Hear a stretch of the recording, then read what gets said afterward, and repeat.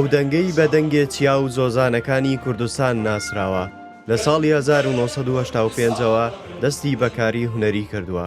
باندورا ژیانامەیە هەژارتی وش ئالiyekî jî ve stranên pêşî hezkirina stranên gelêriyê filklorî bandoreka ekcar û xweşikbûna çiya û batan û esmanê Kurdistanê li me kir.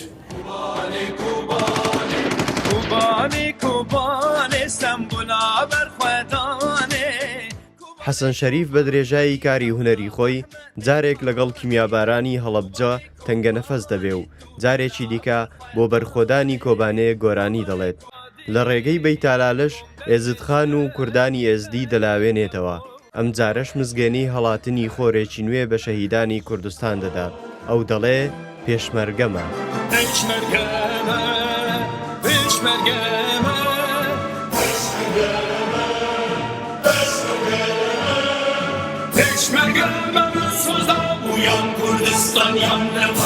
Ez wek solîstekî Kurd min bejdariya Siroda Pêşmerge kirî û wan herdû şakharê mazinê ku mora Xwedê li dîroka hunerê Kurdî xin û ez dibêjim bo Kurda dê bite ser bilindahiyeka gelek mazin dîrok dê behs ket ew karê Mamosta Dilşadî çêkirîn ew lehcên Kurda an diyalektê Kurda ku bi zimanê xelkê biyanî pêdayîne gotiniyek ya duê ew nivêsîna sedaha nota hatîne nivêsandin li ser dastan û qehremanîya pêşmerge û şehîdên qehreman ku em gihandîne vê merhelê ya duê ya şingarê ku îro em gelek bi kelejan em digirîn bo salvegera şingarê. حەسەن شەریف هاوشانی 12 هونەرمەندی دیکەی چوارپارچەی کوردستان بەشداری لە بەرهەمی سەمفۆنی و کۆڕاڵی پێشمەرگەدا کردووە.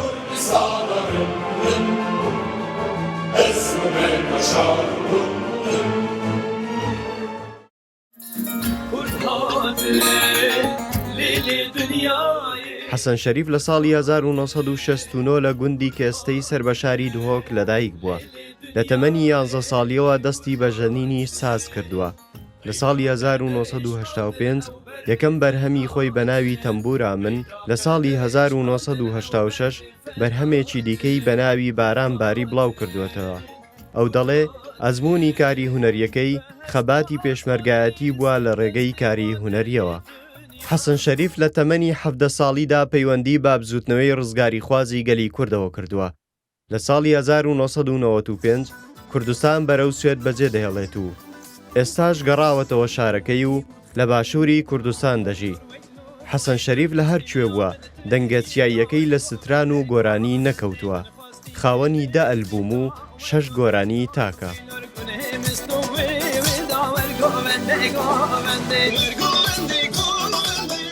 پشتی ku me famj dinyayê kirî me dît em miletê me di nav zulmeka gelekî mezin de derbas dibît. Her roj an bêjim her meh tişo reşêt me da û di nava bajêr û gundê Kurdistanê da dijminên me yên mezin çica nehêlaye em wek kultur û ziman û hebûn û Kurdatiya xwe em îfade bikin. Ew ê gelek bandor me kir ku em dengê xwe, saza xwe bixînet xizmeta şoreşa Kurdî da.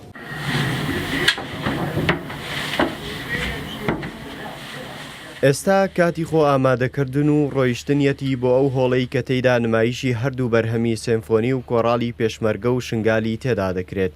بەرلەوەی بچینە هۆڵەکە مایسترۆ و خاوەن بەرهەمەکانی پێشمەرگە و شنگال پێمان دەڵێ هۆکاری چی بووە حەسەن شەریفی لە سیمفۆنیاکە بەشداری پێکردووە. تایبەتمەندیاوی نەکو بەس بێژین وی دەنگێکی ڕەسەنێ هەی دەنگێکی کوردیە ڕەسەنێ هەی زانم ستیلاویژی نەلگەل ستیلا من ئەوە کارمی کردی بەس ئەس زانم ویشیان هەنە کو کارتن gelek ستایلا jî bêjitin ez goberê guhdarê kem û kanekîş tabeqa dengî jî gehenekîş nagehenê bes ji bilî ve hemî taybetmendiyaka Hesenê jî pêşmerge jî bû ji strana pêşmerge de girênga xwe jî hebû ku tiştekî bêjitin ew timpitir hissa hindê jî diketin ku wî tiştî bide kawêçî kiriye çinekiriyeka Hesenî.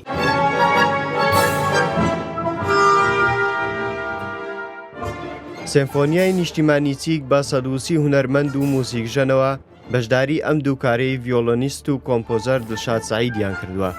ئەدیب چەلکی هۆندراوەکەی بۆ نووسیون و حەسەن شەریفیش بە دەنگەچیاییەکەی خۆیەوە هاوشانی هونەرمەندەکانی دیکە وەک سۆلیستێک بەشداری کردووە. ئەو دەڵێ ئەوە ستایلی گۆرانی گوتنی من نییە، بەڵام هەوڵەکانی مایسترۆ شانازی بەشداریکردنی پێبەخشیم لەم کارەدا. پێشمەرگا لە سەنگەرەکانی بەرگری و هونەرمەندانیش لەم هۆڵەوە دەیانەوێ خەباتی خۆیان نیشان بدەن.